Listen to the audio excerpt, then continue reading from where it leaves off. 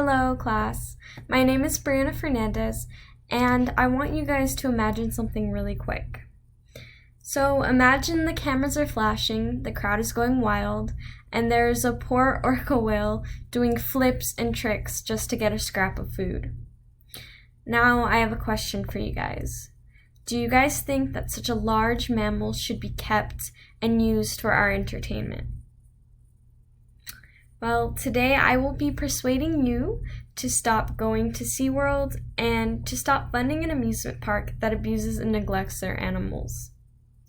In persuading my audience to avoid going to SeaWorld, I will discuss the marine life conditions, the effects of captivity, and alternative ways we can introduce our kids to marine wildlife.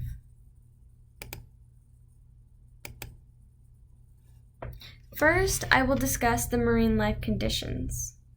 According to an article titled Dolphin Exploitation and Suffering at SeaWorld's Parks by authors Raleigh and Frohoff in 2019, there was an observation by a veterinarian in 2018, and they discovered that over 140 different dolphin species were trapped in only 7 tanks. This is an obvious sign of an incident where there was overcrowding and neglect.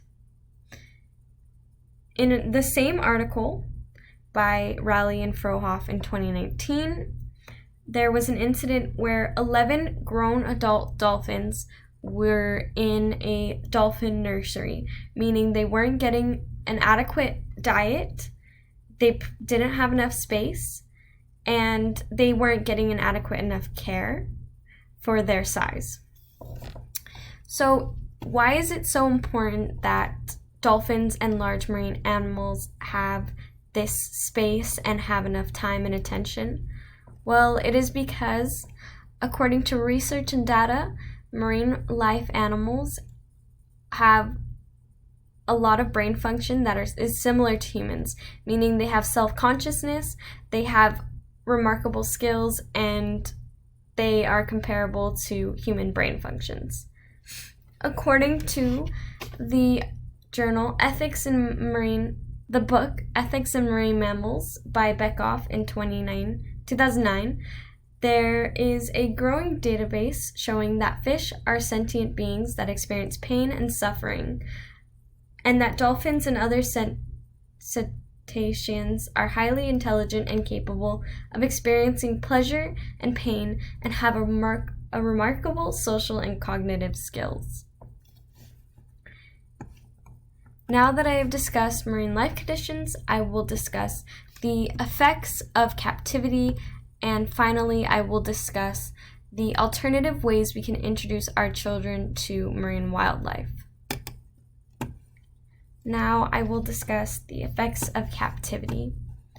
In an article titled Behavioral Needs of Captive Marine Animals, the author, Goldblatt, 1993, describes that without the proper stimulation, and in this case in SeaWorld, many of the tanks do not have natural stimulation sources. So this article describes that without the proper stimulation that is provided to marine wildlife in their natural habitat, a lot of the animals start to become aggressive. This article also supports the idea that these animals are not getting enough care because there have been instances where these animals have been seen as aggressive and have attacked humans.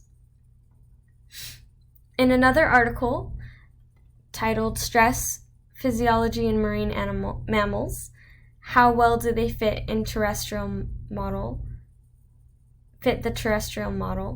the author speaks on the amount of stress placed on these animals when humans interact with them. In SeaWorld, these animals are surrounded by lights, crowds, flashes, and cameras, and being touched when they don't want to be touched. These result in extremely high stress levels. These high stress levels can affect their natural behaviors, not being able to reproduce, not being able to mate, not being able to hunt for food, and look for prey.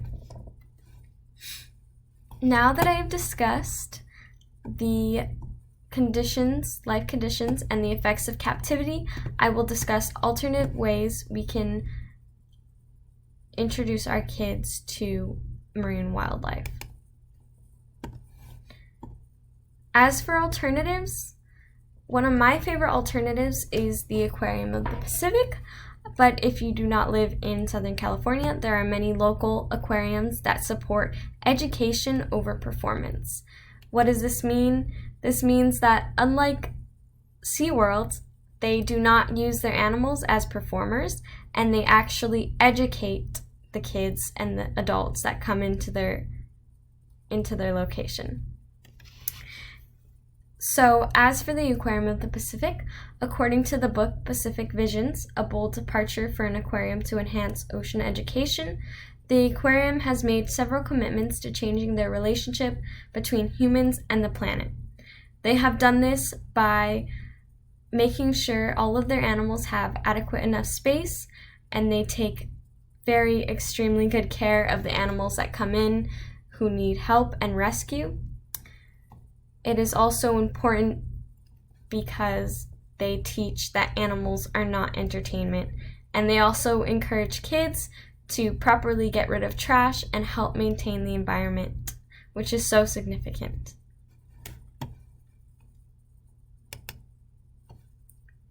In conclusion, in persuading my audience to avoid going to SeaWorld, I discussed the marine life conditions, the effects of captivity, and alternative ways we can introduce kids to wildlife.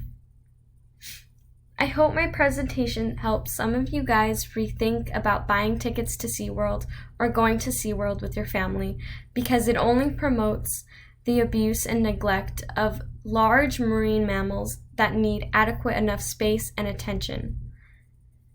Thank you so much.